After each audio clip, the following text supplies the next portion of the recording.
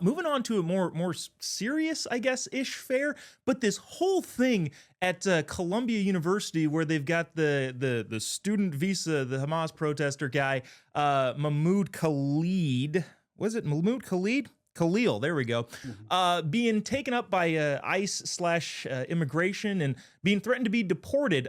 So the administration has said, well, he's not really committed a crime. And I think it was categorized best by this tweet from Bill Malugin of Fox News, in which he said, it doesn't matter if Khalil's been charged with a crime. It's not required under Section 237A, 4C, all of the different numbers, which is a statute that Marco Rubio, Secretary of State, is using, which gives him broad discretion. Was used in 1995 under the Clinton administration to also have people who didn't necessarily commit a crime still be deported, which, if you remember, in 1995, the Clintons were not conservative Republicans. They were Democrats. They were normal Democrats. Alex, is this gone on a little bit too far in terms of whether or not this is free speech or it's, just trying to keep pro-terrorists out of the country? Well, obviously, I respect everybody's right to protest peacefully. So even though I disagree with him ideologically, I agree with his right to protest. But listen, if you're not an American citizen, you're not promised the same rights as an American citizen. So if you come here and we deem your behavior bad, I mean, I'm sorry. That's just how it works. We have a country with rules and laws.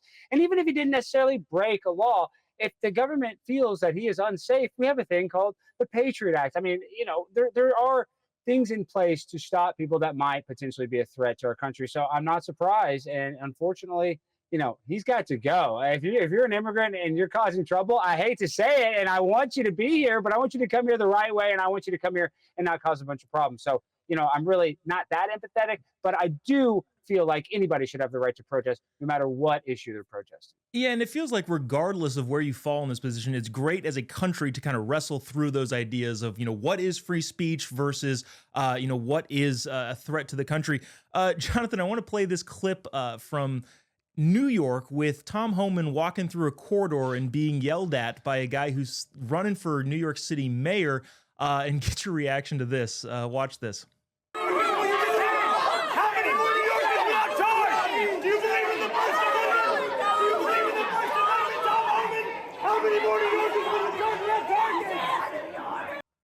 So that guy's obviously trying to gain some attention, yelling at Tom Homan, which doesn't feel like a good idea. I don't think Tom Homan's a guy that you should yell at indiscriminately. Bill Malugin also said the guy Khalil has not been disappeared. You can look him up on an inmate locator for ICE. You can see exactly where he's being held. Overall reaction, do you think it's, one, a good idea to yell at Tom Homan? And two, are they mischaracterizing this on the lefty side of the aisle? Yeah, well, first of all, Tom Homan doesn't care, and he's already said that. He has a job to do. He was brought in by the Trump administration to essentially deport millions of illegals in this country, and especially the criminals, the ones who have committed violent crimes and have been convicted of that. And that's what he's doing right now. So that official or candidate, rather, who's running, was just trying to put on a show in a circus, trying to get some attention. So again, I don't think that really phases Tom Homan. Otherwise, this is a complicated legal situation right now. We haven't seen this type of situation play out really publicly. So I think it could set some type of legal precedent. But again, I think, the Trump administration has the right to deport people who want to essentially incite riots, and who have essentially called for the obliteration of Western civilization. We're seeing violent rhetoric from this guy, and at the very least, that needs to be scrutinized.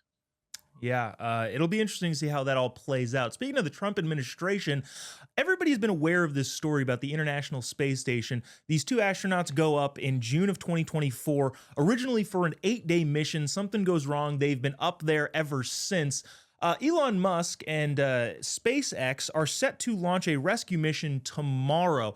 Alex, at the time when those astronauts were stuck up there originally, Elon says that he was talking to Joe Biden and the Biden administration and his NASA department and was saying, hey, we can go up and do this. And they got denied. Do we think that the denial of Elon's SpaceX to rescue those astronauts were politically motivated, or was it the fact that Joe Biden has always been we better not, that seems too dangerous? Remember, he was the only one in the room to say no when the Obama administration took out Osama bin Laden. Which one do you think it was?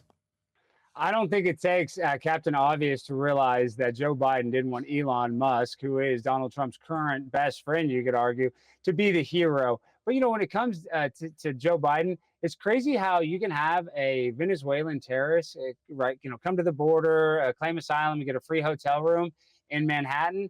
But instead of deporting him, he deported our astronauts to outer space. He's deporting the wrong people. You know what I mean? Like, they don't get to. You shouldn't kick them out of the country. We're trying to bring them back in. It's not that hard of a, concept to understand. But of course, Joe Biden's senile, poor guy. Yeah, hey, don't. I almost did a spit take there. That would have been all bad. I was drinking coffee and talking about deporting astronauts.